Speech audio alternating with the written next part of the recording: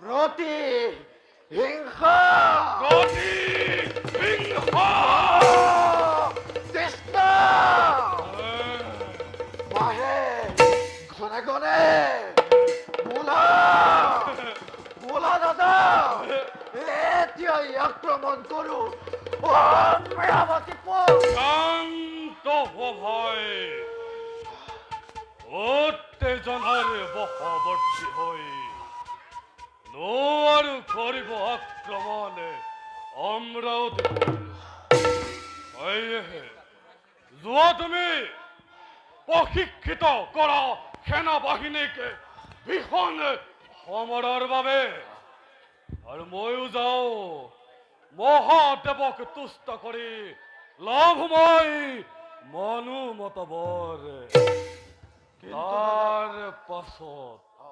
তাৰ পাছত মহাপ্ৰলয়ৰ সূচনা কৰি অমৰাৱতীপুৰে খেদি প্ৰথম দেৱতাকে মৰ্ত্যৰ ভিতৰে দানৱৰ বিজয় ৰক্ত নিশানে পবনেৰ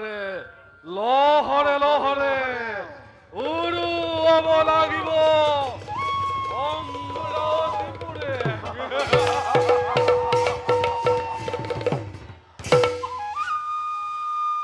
কিন্তু দাদা শিৱই যদি মনোগত বৰ নিদিয়ে তেতিয়া দাদা তেতিয়া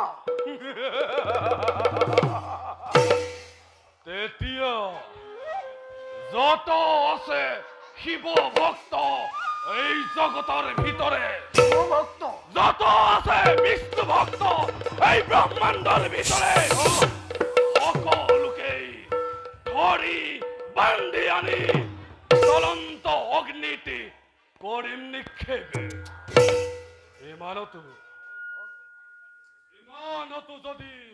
মহাদেৱে নহয় তুষ্ট তেতিয়া স্বয়ং বিষ্ণু ব্ৰহ্মা শিৱ এই তিনিওকেই বলি দি যজ্ঞ কুণ্ডতে ময়েই হম এই তৈলিকৰ জাগ্ৰত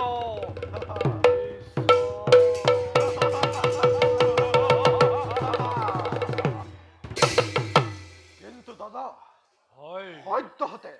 হিংসাৰ নলবশ্যই নিশ্চয় জানো ভালদৰে শক্তিতে তুষ্ট হৈ